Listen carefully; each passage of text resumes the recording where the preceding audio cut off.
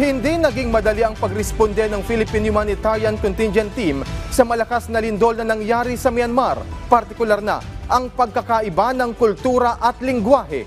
Gayunman, tiniyak ng DOH na handa silang tumugon sakaling kailangan muli ang kanilang tulong. Si Bien Manalo ng PTV sa Balitang Pambansa, live. Bien.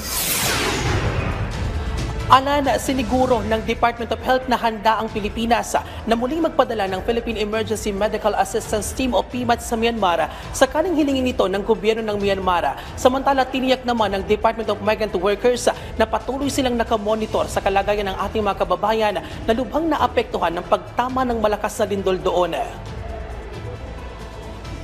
Sa panayam ng Radyo Pilipinas kay DOH Spokesperson Assistant Secretary Albert Domingo, sinabi nito na patuloy na aagapay ang Health Department at nakahandang muling magpadala ng karagdagang contingent sa Myanmar sakaling kailanganin ng Myanmar government.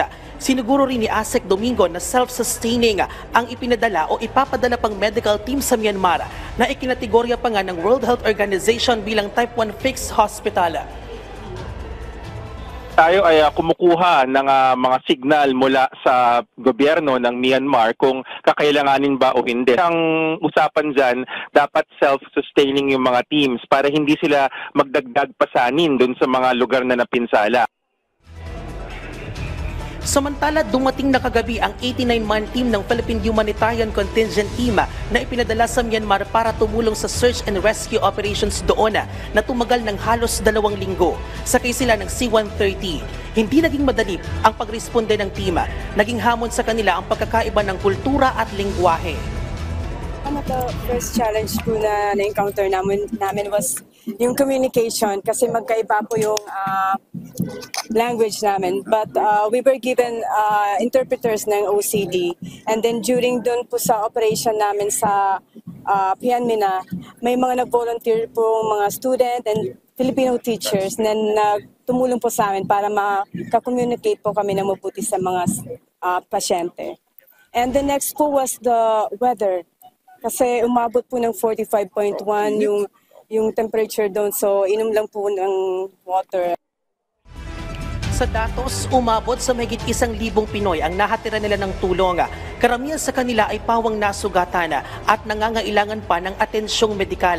Tinututukan din nila ang pagbibigay ng psychosocial support sa mga lubhang naapektuhan ng kalamidad. Katunayan, dumating na sa Yangon ang 8-member team mula sa Department of Social Welfare and Development para maghatid ng psychological first aid. Kahapon nagpadala din tayo ng 4 na team for psychosocial support. Sa Yangon naman sila. Sa Yangon sila assigned. Ang mission naman nila to help yung mga Filipinos na suffering from psychosocial problems because of the effect ng earthquake. So, support naman natin yon. I think yung embassy sa Yangon ang tumutulong sa kanila.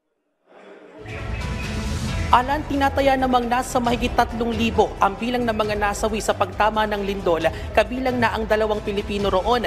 At tumungtong na rin sa mahigit 5,000 ang sugatan, habang higit 100 naman ang pawang nawawala.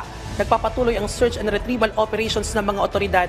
Samantala, puspusan naman ang paghahanap sa 2 pang Pilipinong nawawala sa Mandalay, Myanmar. At yan ang update. Balik sa iyo, Alan. Bien Manalo ng PTV.